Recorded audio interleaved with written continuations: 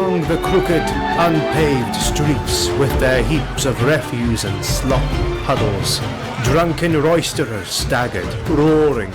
Steel glinted in the shadows, where wolf preyed on wolf, and from the darkness rose the shrill laughter of women, and the sounds of scufflings and strugglings.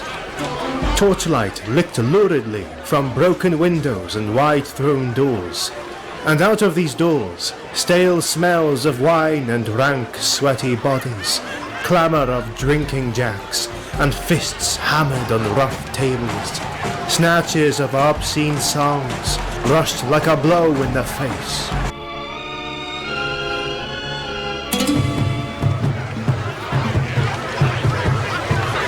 Torches flared murkily on the revels in the mall, where the thieves of the East held carnival by night. In the mall, they could carouse and roar as they liked, for honest people shunned the quarter, and watchmen, well paid with stained coins, did not interfere with their sport. In one of these dens, merriment thundered to the low smoke-stained roof, where rascals gathered in every stage of rags and tatters. Furtive cut purses, leering kidnappers, quick-fingered thieves, swaggering bravos with their wenches, strident-voiced women clad in tawdry finery. Native rogues were the dominant element, dark-skinned, dark-eyed Zamorians, with daggers at their girdles and guile in their hearts. By Bel, god of all thieves, I'll show them how to steal wenches.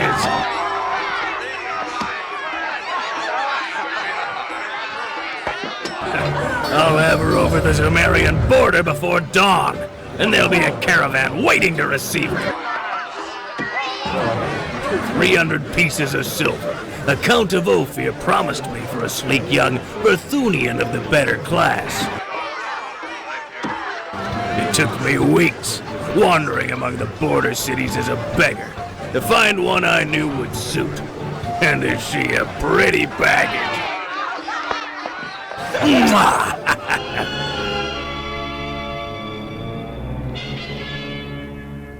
I know lords in Shem who would trade the secret of the Elephant Tower for her.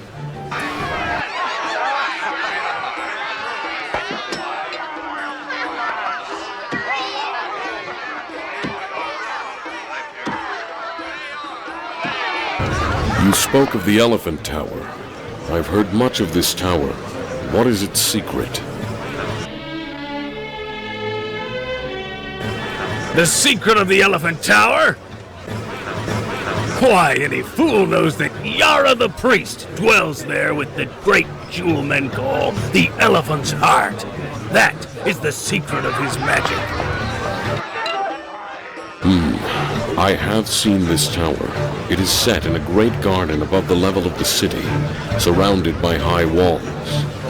I've seen no guards. The walls would be easy to climb. Why has not somebody stolen this secret gem? Hearken to this heathen! He would steal the jewel of Yara! Hearken, fellow, I believe you are some sort of a northern barbarian. I am a Zamorian. Then give ear and learn wisdom, fellow. Know that in Zamora, and more especially in this city, there are more bold thieves than anywhere else in the world. Even Koth. If mortal man could have stolen the gem, be sure it would have been filched long ago. You speak of climbing the walls, but once having climbed, you would quickly wish yourself back again. There are no guards in gardens at night for a very good reason. That is, no human guards. But in the watch chamber, in the lower part of the tower, are armed men. And even if you pass those who roam the garden at night, you must still pass through the soldiers. For the gem is kept somewhere in the tower above. But if a man could pass through the gardens, why could he not come at the gem through the upper part of the tower, and thus avoid the soldiers? Listen to him! The barbarian is an eagle and would fly to the jeweled rim of the tower, which is only 150 feet above the earth, with round sides slicker than polished glass. Come, come! Tell these poor fellows who have only been thieves before you were spawned. Tell them how you would steal the gem. There is always a way, if the desire be coupled with courage. What?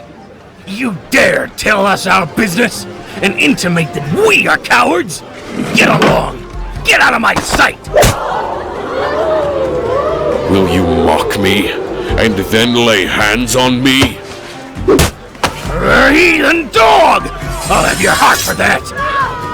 Steel flashed, and the throng surged wildly back out of the way.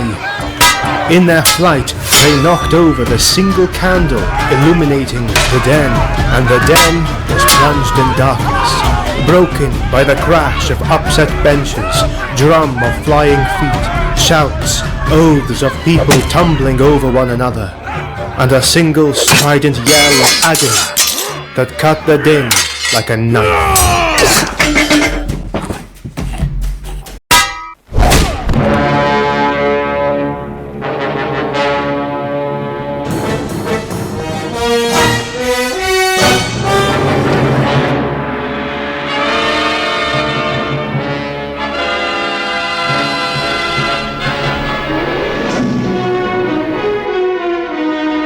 When a candle was relighted, most of the guests had gone out by doors and broken windows, and the rest huddled behind stacks of wine kegs and under tables.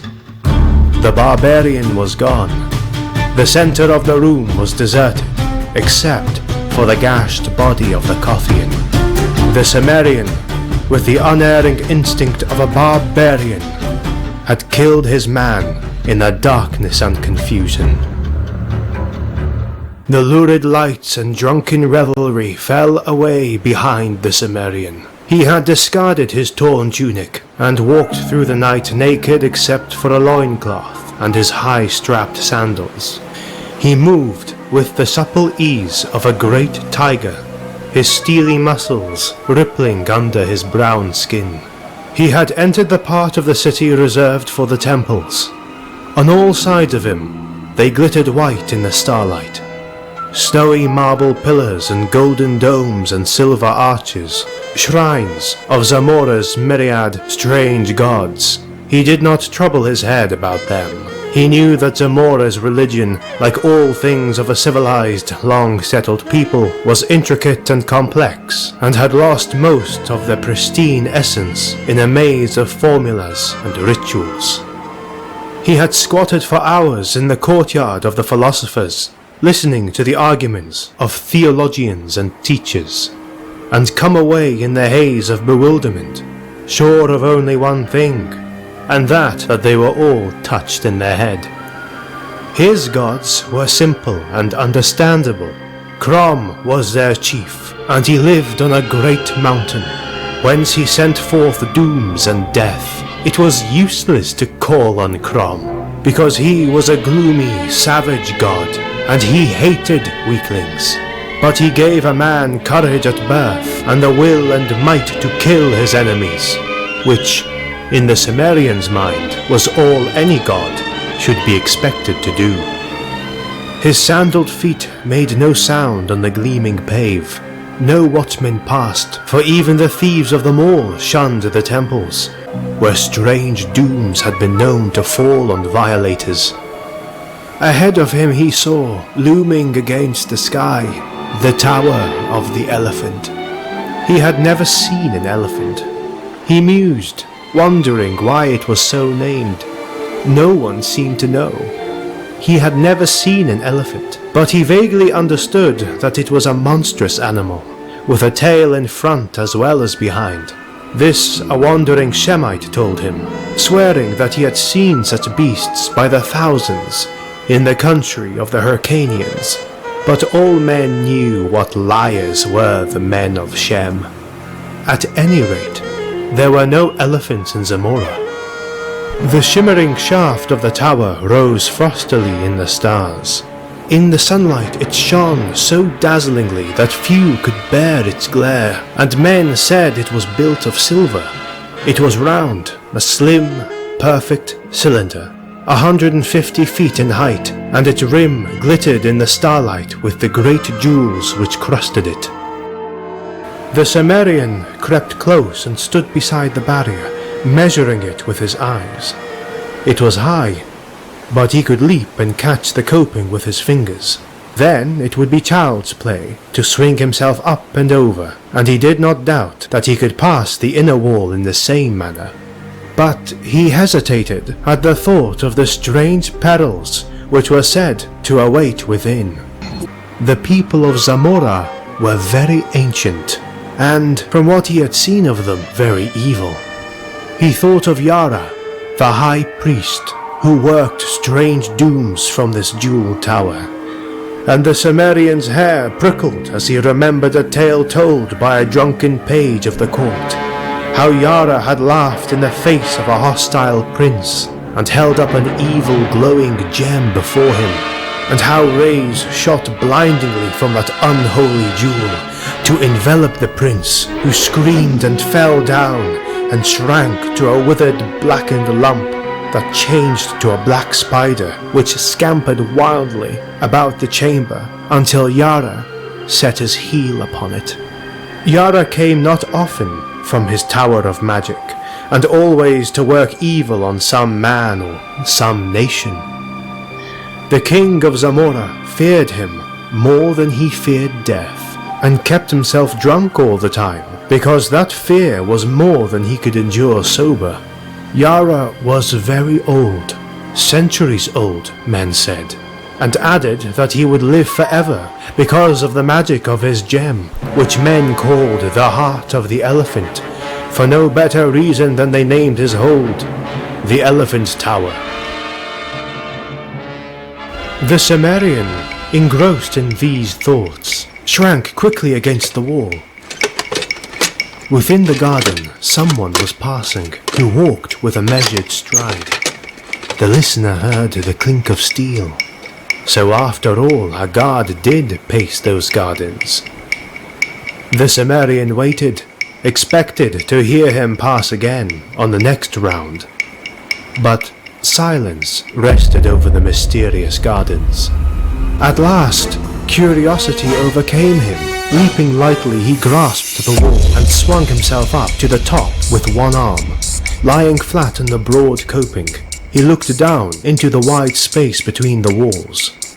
No shrubbery grew near him, though he saw some carefully trimmed bushes near the inner wall. The Zamorian cautiously lowered himself down on the inside and drew his sword, staring about him. He was shaken by the nervousness of the wild at standing thus unprotected in the naked starlight, and he moved lightly around the curve of the wall, hugging its shadow until he was even with the shrubbery he had noticed. Then he ran quickly toward it, crouching low, and almost tripped over a form that lay crumpled near the edges of the bushes.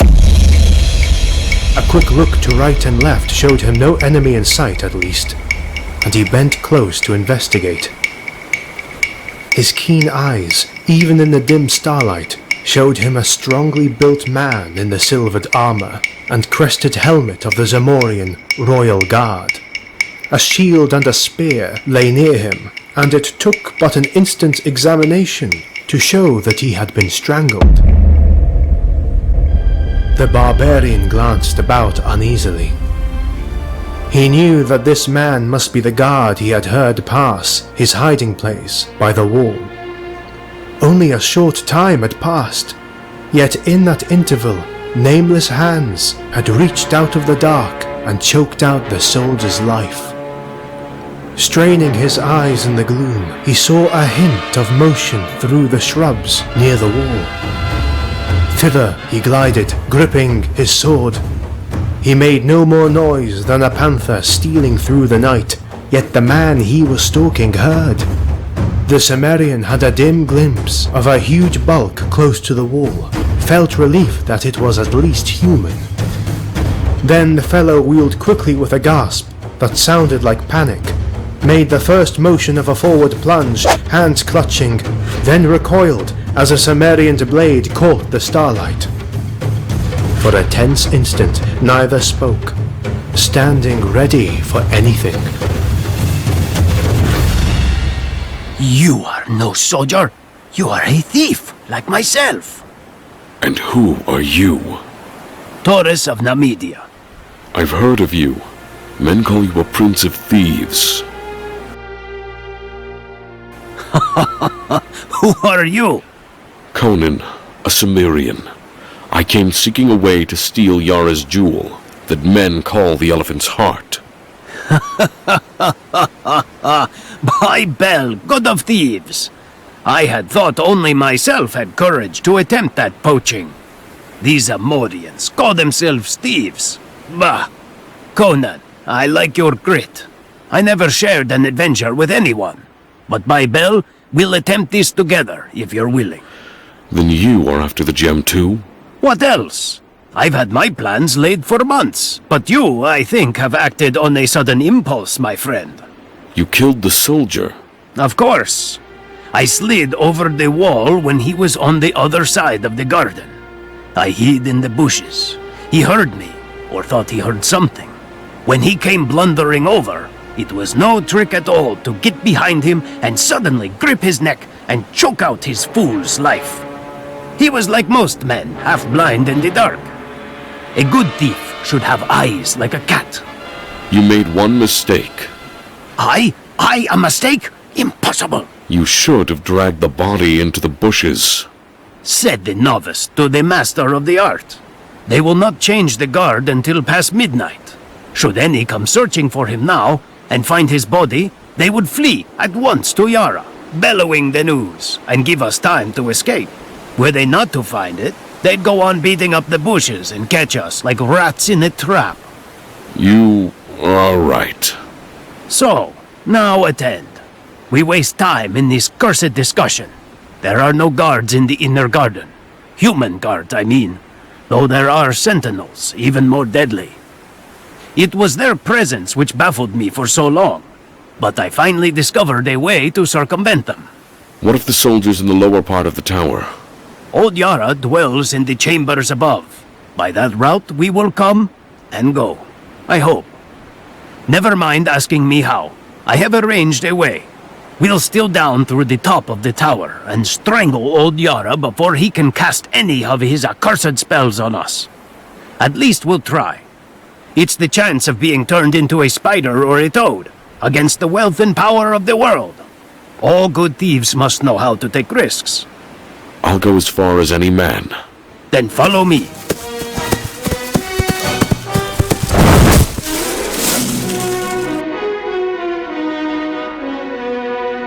I see no light. There are cleverly constructed doors and windows, but they are closed. The soldiers breathe air that comes from above. The garden was a vague pool of shadows, where feathery bushes and low spreading trees waved darkly in the starlight. Conan's weary soul felt the aura of waiting menace that brooded over it. He felt the burning glare of unseen eyes, and he caught a subtle scent that made the short hairs on his neck instinctively bristle as a hunting dog bristles at the scent of an ancient enemy. Follow me. Keep behind me as you value your life. Taking what looked like a copper tube from his girdle, the Nemedian dropped lightly to the sward inside the wall. Conan was close behind him, sword ready, but Taurus pushed him back, close to the wall, and showed no indication to advance himself. His whole attitude was of tense expectancy, and his gaze, like Conan's, was fixed on the shadowy mass of shrubbery a few yards away. This shrubbery was shaken, although the breeze had died down. Then, two great eyes blazed from the waving shadows, and behind them, other sparks of fire glinted in the darkness. Lions! Aye, By day, they are kept in subterranean caverns below the tower. That's why there are no guards in this garden. 5 in sight. Maybe more back in the bushes. They'll charge in a moment. Be silent! Taurus moved out from the wall, cautiously, as if treading on razors, lifting the slender tube. Low rumbling rose from the shadows, and the blazing eyes moved forward. Conan could sense the great slavering jaws, the tufted tails, lashing tawny sides. The air grew tense. The Zamorian gripped his sword, expecting the charge and the irresistible hurtling of giant bodies. Then, Taurus brought the mouth of the tube to his lips and blew powerfully. A long jet of yellowish powder shot from the other end of the tube and billowed out instantly in a thick green-yellow cloud that settled over the shrubbery, blotting out the glaring eyes. What is that mist? Death! If a wind springs up and blows it back upon us, we must flee over the wall. But no, the wind is still, and now it is dissipating. Wait until it vanishes entirely. To breathe it is death. Presently, only yellowish shreds hung ghostily in the air. Then they were gone, and Taurus motioned his companion forward. They stole towards the bushes, and Conan gasped. Stretched out in the shadows lay 5 great tawny shapes. The fire of their grim eyes dimmed forever. A sweetish cloying scent lingered in the atmosphere. They died without a sound. Taurus, what was that powder? It was made from the Black Lotus, whose blossoms wave in the lost jungles of Kitai, where only the yellow-skulled priests of Yun dwell. Those blossoms strike dead any who smell of them. Why can you not slay the soldiers in the tower the same way?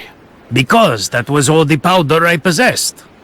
The obtaining of it was a feat which in itself was enough to make me famous among the thieves of the world. I stole it out of a caravan bound for Stygia, and I lifted it in its cloth of gold bag out of the coils of a great serpent which guarded it, without awaking it. But come, in Bel's name, are we to waste the night in discussion? They glided through the shrubbery to the gleaming foot of the tower, and there, with a motion enjoining silence, Taurus unwound his knotted cord, on one end of which was a strong steel hook. Conan saw his plan, and asked no questions as the Nemedian gripped the line a short distance below the hook, and began to swing it about his head. Conan laid his ear to the smooth wall and listened, but could hear nothing. Evidently, the soldiers within did not suspect the presence of intruders, who had made no more sound than the night wind blowing through the trees. But a strange nervousness was on the barbarian. Perhaps it was the lion smell, which was over everything. Taurus threw the line with a smooth, ripping motion of his mighty arm. The hook curved upward and inward in a peculiar manner, hard to describe, and vanished over the jeweled rim. It apparently caught firmly, for cautious jerking and then hard pulling did not result in any slipping or giving. Look, the first cast. It was Conan's savage instinct which made him wheel suddenly, for the death that was upon them made no sound. A fleeting glimpse showed the Zamorian, the giant tawny shape, rearing upright against the stars, towering over him for the death stroke. No civilized man could have moved half so quickly as the barbarian moved. His sword flashed frostily in the starlight with every ounce of desperate nerve and thew behind it, and man and beast went down together. Cursing incoherently beneath his breath, Taurus bent above the mass and saw his companion's limbs move as he strove to drag himself from under the great weight that lay limply upon him. A glance showed the startled Nemedian that the lion was dead. Its slanting skull split in half. He laid hold of the carcass, and by his aid, Conan thrust it aside and clambered up, still gripping his dripping sword. Are you hurt, man? No, by Crom! But that was as close a call I've had in a life no ways tame. Why did not the cursed beast roar as he charged? All things are strange in this garden.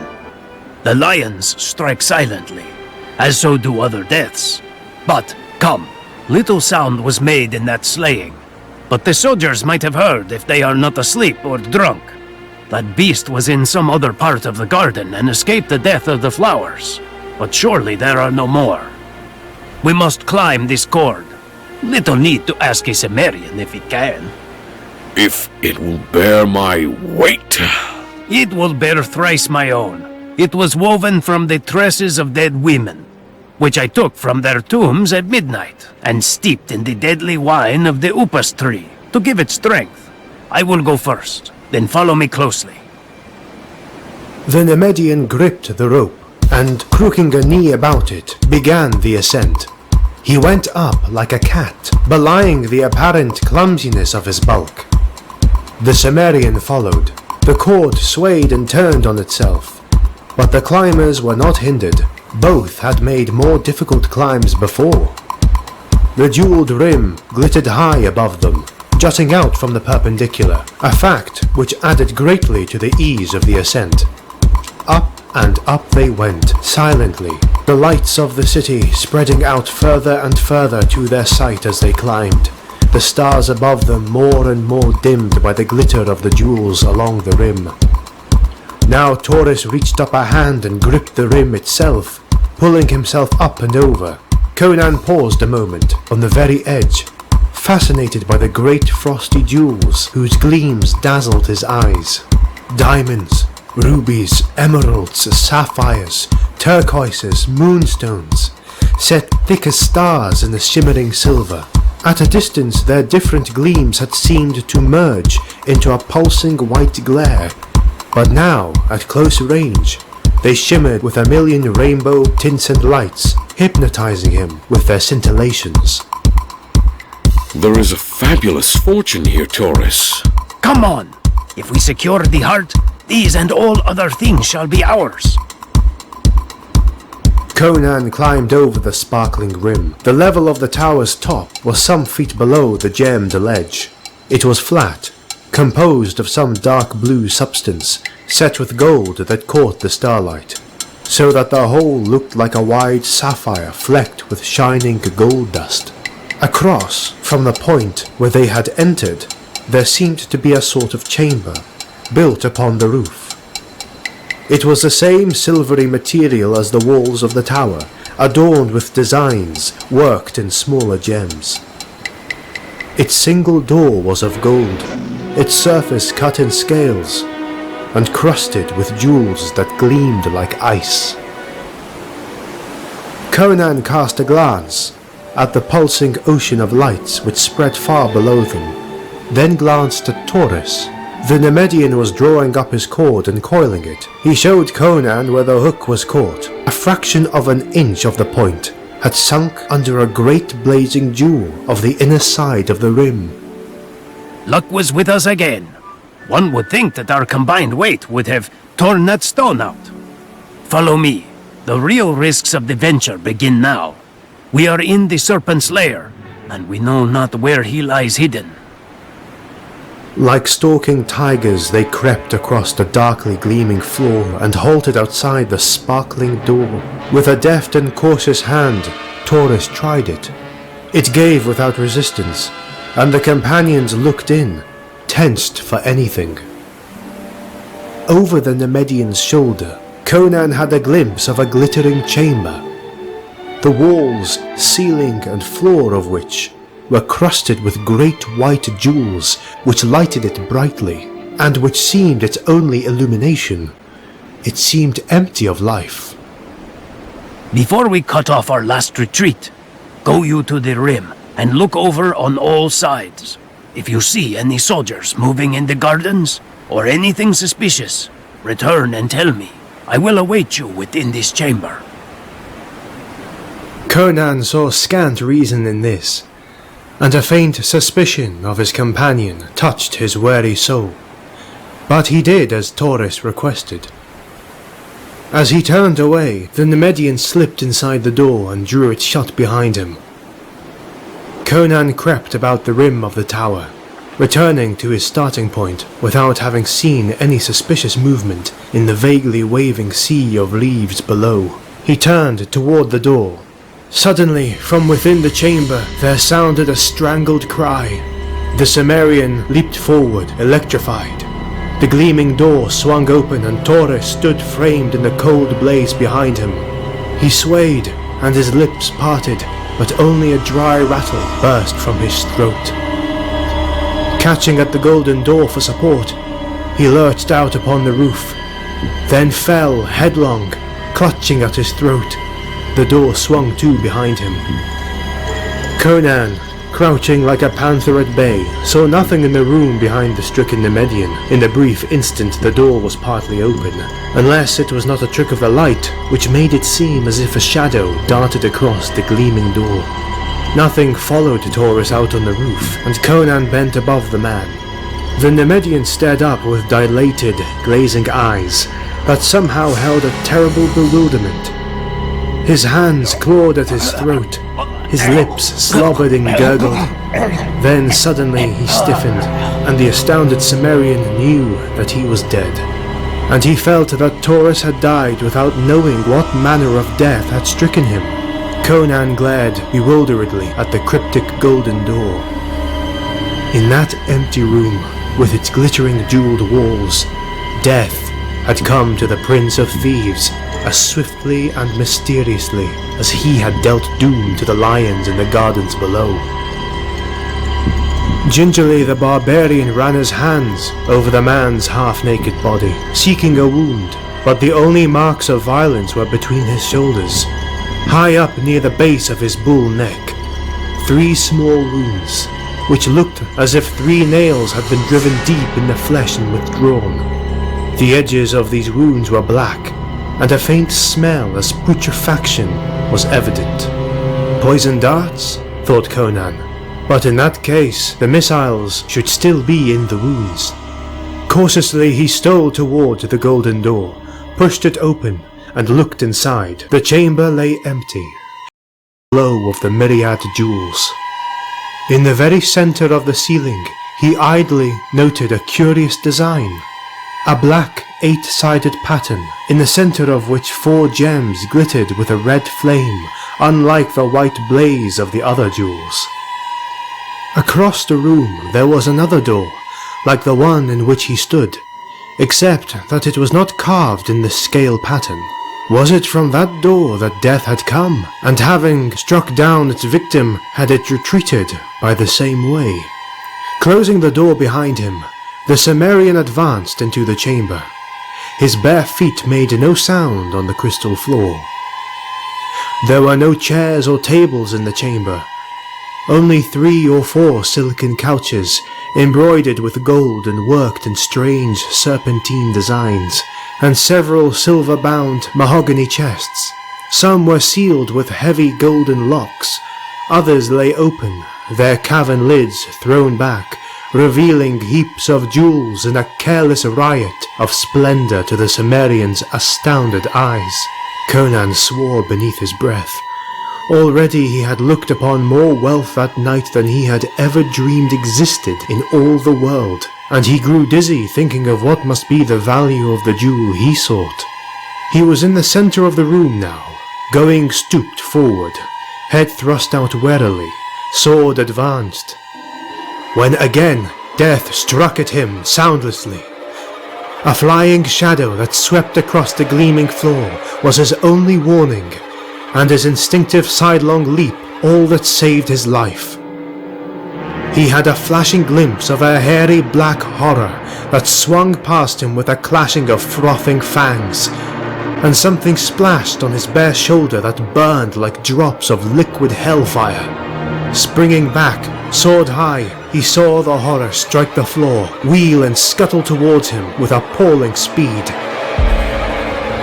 A gigantic black spider, such as men see only in nightmare dreams.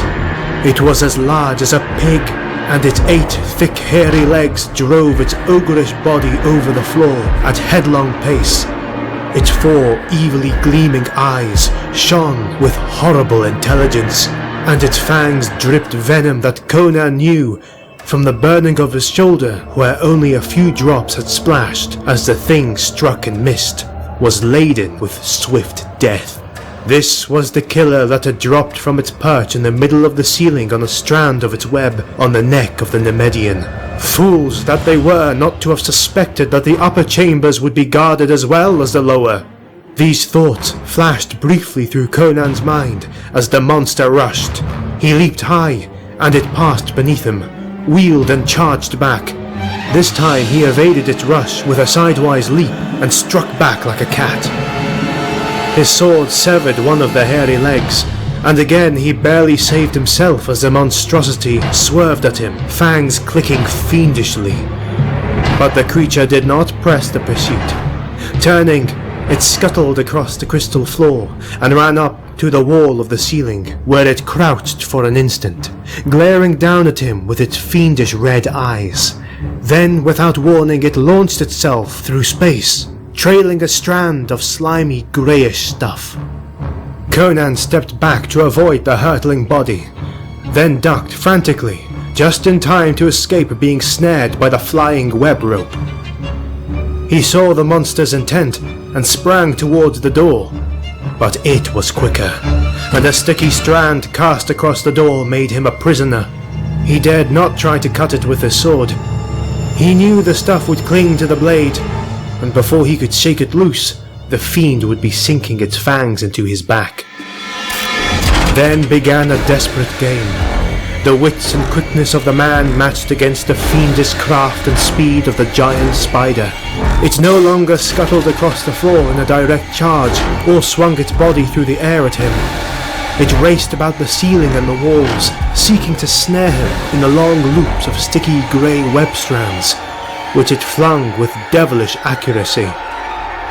The strands were thick as ropes, and Conan knew that once they were coiled about him, his desperate strength would not be enough to tear him free before the monster struck. All over the chamber went on that devil's game, in utter silence except for the quick breathing of the man, the low scuff of his bare feet on the shining floor, the castanet rattle of the monstrosity's fangs. The grey strands lay in coils on the floor. They were looped along the walls. They overlaid the jewel chests and silken couches and hung in dusky festoons from the jeweled ceiling. Conan's steel-trapped quickness of eye and muscle had kept him untouched, though the sticky loops had passed him so close that they rasped his naked hide. He knew he could not always avoid them. He not only had to watch the strands swinging from the ceiling, but to keep his eye on the floor, lest he trip in the coils that lay there. Sooner or later, a gummy loop would writhe about him, python-like, and then, wrapped like a cocoon, he would lie at the monster's mercy. The spider raced across the chamber floor, the grey rope waving out behind it. Conan leapt high, clearing a couch. With a quick wheel, the fiend ran up the wall, and the strand, leaping off the floor like a live thing, whipped about the Zamorian's ankle. He caught himself on his hands as he fell, jerking frantically at the web, which held him like a pliant vice or the coil of a python. The hairy devil was racing down the wall to complete its capture. Stung to frenzy, Conan caught up a jewel chest and hurled it with all his strength. It was a move the monster was not expecting.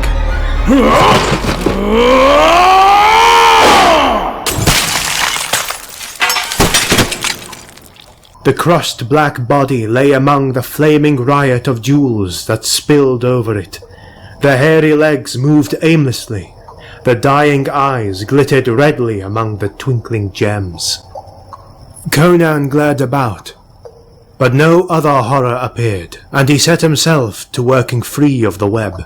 The substance clung tenaciously to his ankle and his hands, but at last he was free, and taking up his sword, he picked his way through the grey coils and loops of the inner door.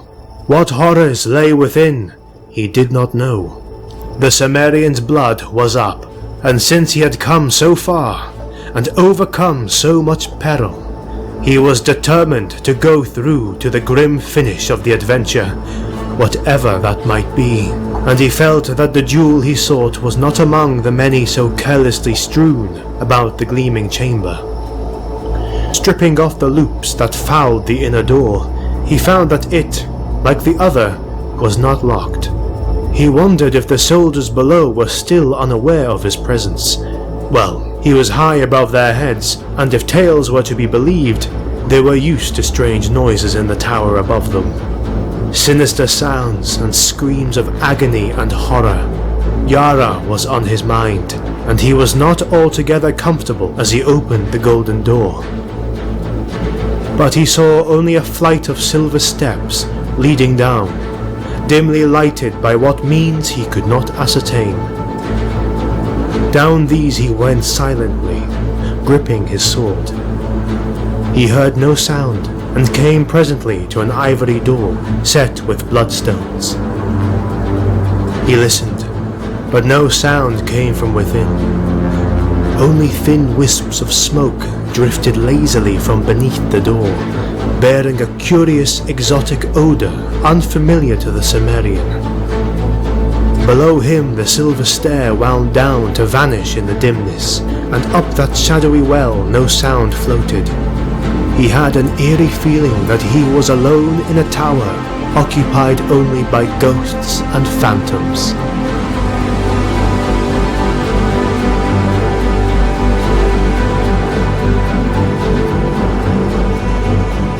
Cautiously, he pressed against the ivory door and swung it silently inward.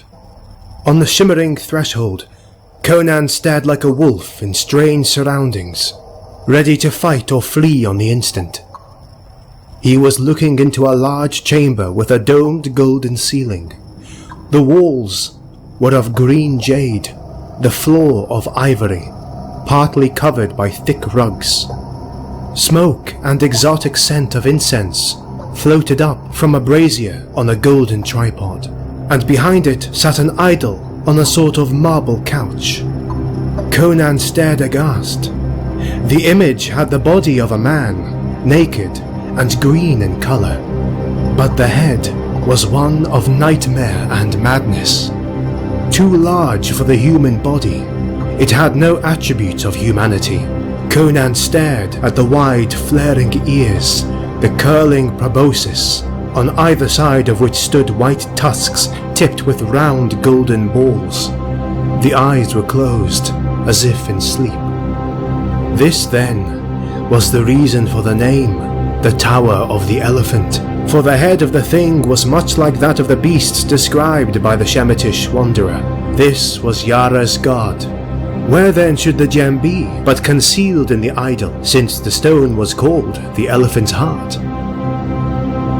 As Conan came forward, his eyes fixed on the motionless idol, the eyes of the thing opened suddenly. The Zamorian froze in his tracks. It was no image. It was a living thing, and he was trapped in its chamber. That he did not instantly explode in a burst of murderous frenzy is a fact that measures his horror, which paralyzed him where he stood. A civilized man in his position would have sought doubtful refuge in the conclusion that he was insane. It did not occur to the Zamorian to doubt his senses.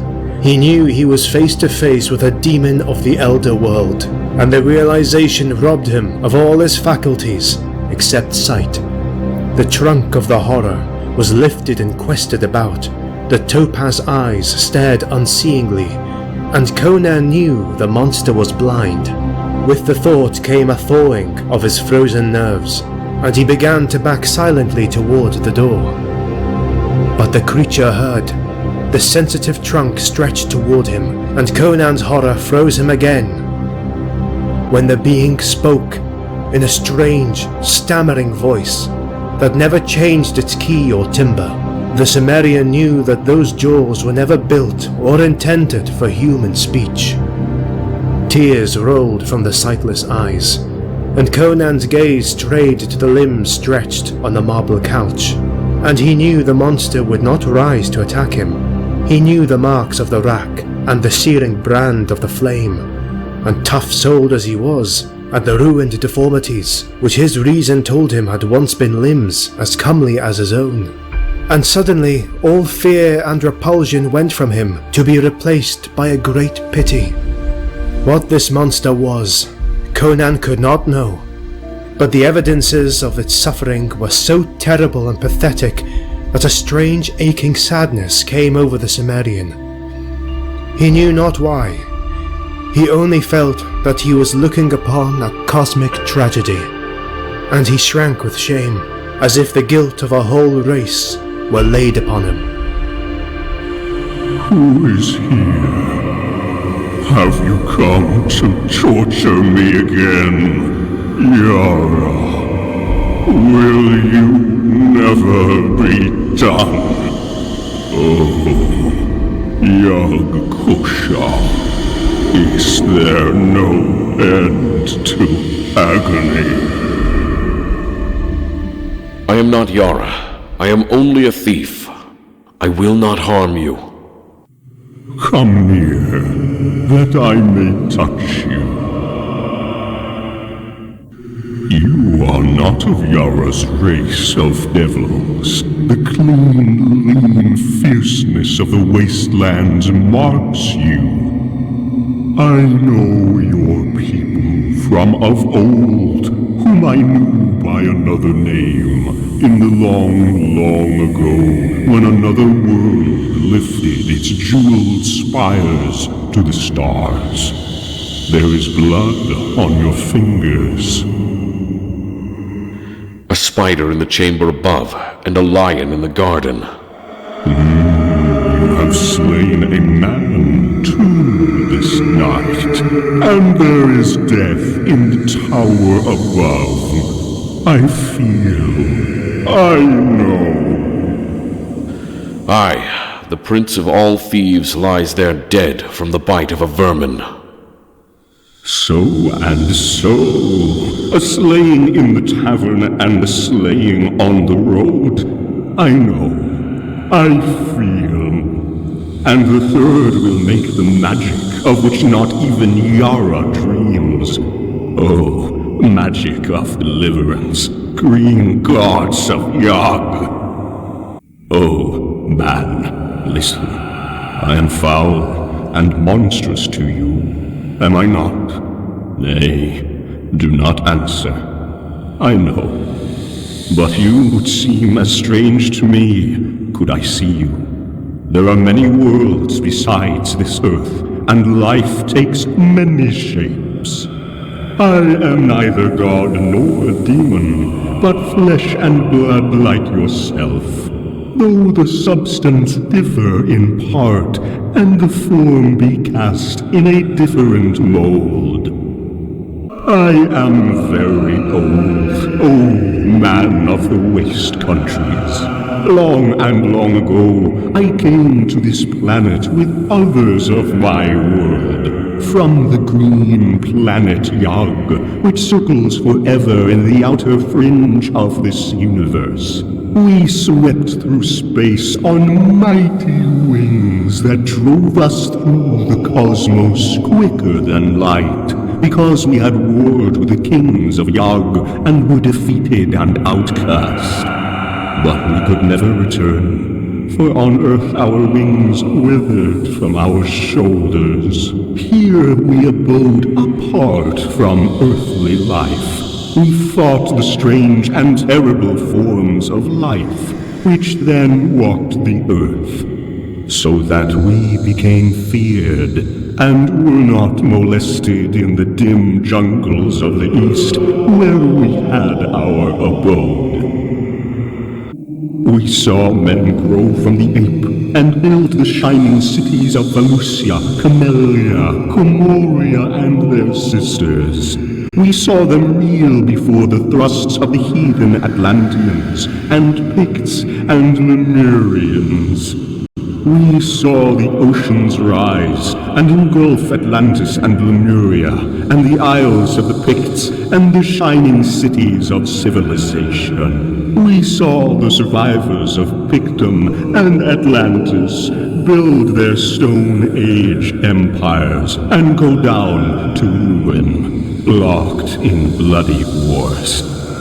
We saw the Picts sink into abysmal savagery, the Atlanteans into apedom again. We saw new savages drift southward in conquering waves from the Arctic Circle to build a new civilization, with new kingdoms called Nemedia and Koth and Aquilonia and their sisters. We saw your people rise under a new name from the jungles of the apes that had been Atlanteans. We saw the descendants of the Lemurians who had survived the cataclysm rise again through savagery and ride westward as Hyrcanians. And we saw this race of devils, survivors of the ancient civilization that was before Atlantis sank, come once more into culture and power. This accursed kingdom of Zamora. All this we saw, neither aiding nor hindering the immutable cosmic law, and one by one, we died, for we of Yag are not immortal, though our lives are as the lives of planets and constellations. At last, I alone was left, dreaming of old times among the ruined temples of jungle-lost Kitai, worshipped as a god by an ancient yellow-skinned race. Then came Yara, versed in dark knowledge handed down through the days of barbarism since before Atlantis sank. First, he sat at my feet and learned wisdom, but he was not satisfied with what I taught him, for it was white magic, and he wished evil lore to enslave kings and glut a fiendish ambition. I would teach him none of the black secrets I had gained through no wish of mine through the eons.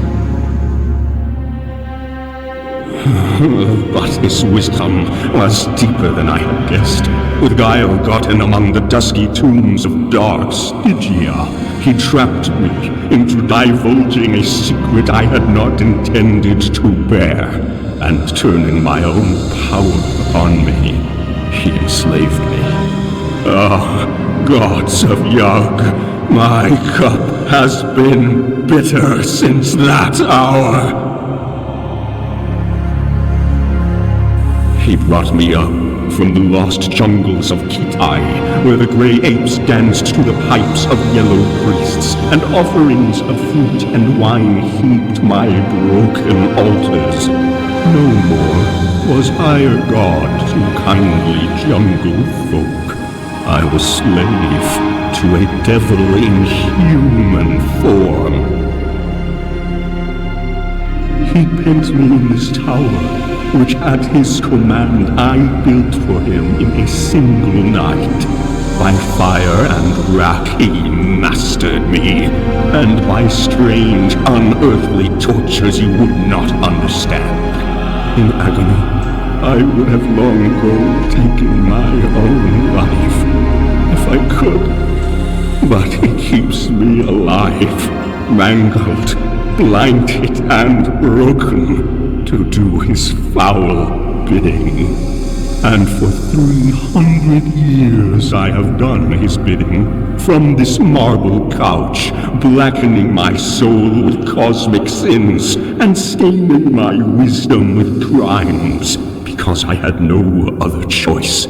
Yet not all my ancient secrets has he wrested from me, and my last gift shall be the sorcery of the blood and the jewel. For I feel the end of time draw near.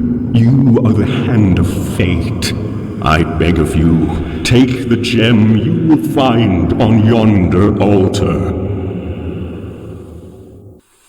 Now for the great magic, the mighty magic, such as Earth has not seen before, and shall not see again, through a million of millenniums. By my lifeblood I conjure it, by blood born on the green breast of Yag, dreaming, far poised in the great blue vastness of space. Take your sword, man, and cut out my heart, then squeeze it so that the blood will flow over the red stone. Then go you down these stairs and enter the ebony chamber where Yara sits wrapped in lotus dreams of evil. Speak his name, and he will awaken. Then lay this gem before him and say, Yag-kosha gives you a last gift and a last enchantment. Then get you from the tower quickly. Fear not, your way shall be made clear. The life of man is not the life of Yag, nor is human death the death of Yag. Let me be free of this cage of broken, blind flesh, and I will once more be Yoga of Yag, morning crowned and shining, with wings to fly, and feet to dance, and eyes to see, and hands to break. Uncertainly Conan approached, and Yag-kosha, or Yoga, as if sensing his uncertainty, indicated where he should strike. Conan set his teeth, and drove the sword deep. Blood streamed over the blade and his hand, and the monster started convulsively, then lay back, quite still. Sure that life had fled, at least life as he understood it, Conan set to work on his grisly task, and quickly brought forth something that he felt must be the strange being's heart, though it differed curiously from any he had ever seen. Holding the pulsing organ over the blazing jewel, he pressed it with both hands, and a rain of blood fell on the stone. To his surprise, it did not run off, but soaked into the gem as water is absorbed by a sponge. Holding the jewel gingerly, he went out from the fantastic chamber and came upon the silver steps. He did not look back. He instinctively felt that some transmutation was taking place in the body on the marble couch, and he further felt that it was of a sort not to be witnessed by human eyes. He closed the ivory door behind him, and without hesitation, descended the silver steps. It did not occur to him to ignore the instructions given him. He halted at the ebony door, in the center of which was a grinning silver skull, and pushed it open.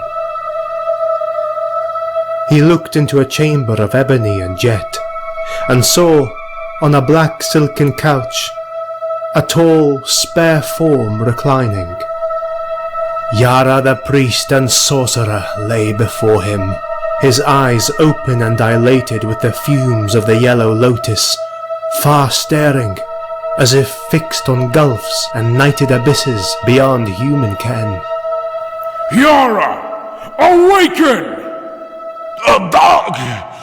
What you do here? He who sent me this gem bade me say, Yag-kosha gives you a last gift and a last enchantment! Yara recoiled, his dark face ashy. The jewel was no longer crystal clear.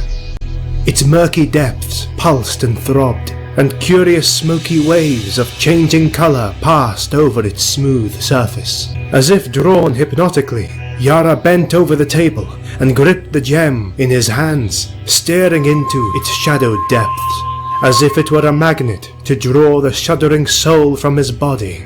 And as Conan looked, he thought that his eyes must be playing him tricks, For when Yara had risen up from his couch, the priest had seemed gigantically tall, yet now he saw that Yara's head would scarcely come to his shoulder. He blinked, puzzled, and for the first time that night, doubted his own senses. Then, with a shock, he realized that the priest was shrinking in stature, was growing smaller before his every gaze. With a detached feeling he watched, as a man might watch a play, immersed in a feeling of overpowering unreality. The Zamorian was no longer sure of his own identity.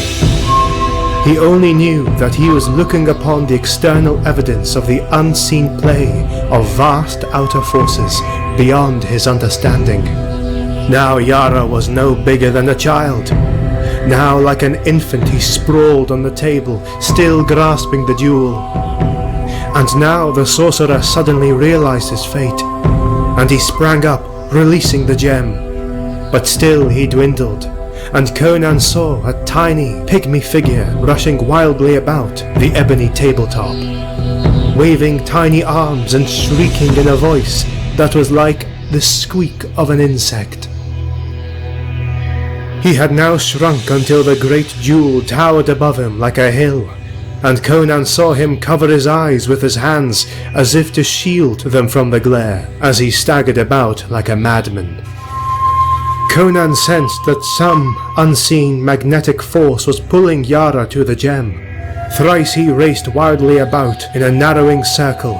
Thrice he strove to turn and run out across the table. Then, with a scream that echoed faintly in the ears of the watcher, the priest threw up his arms and ran straight toward the blazing globe. Bending close, Conan saw Yara clamber up the smooth, curving surface, impossibly, like a man climbing a glass mountain. Now the priest stood on the top, still with tossing arms, invoking what grisly names only the gods knew. And suddenly he sank into the very heart of the jewel, as a man sinks into a sea, and Conan saw the smoky waves close over his head. Now he saw him in the crimson heart of the jewel, once more crystal clear, as a man sees a scene far away, tiny with great distance. And into the heart came a green, shining winged figure with the body of a man and the head of an elephant, no longer blind or crippled. Yara threw up his arms and fled as a madman flees, and on his heels came the Avenger. Then, like the bursting of a bubble, the great jewel vanished in a rainbow burst of iridescent gleams, and the ebony tabletop lay bare and deserted. As bare, Conan somehow knew, as the marble couch in the chamber above, where the body of that strange transcosmic being called Yag-kosha and Yoga had lain. The Zamorian turned and fled from the chamber, down the silver stairs. So mazed was he that it did not occur to him to escape from the tower by the way he had entered it.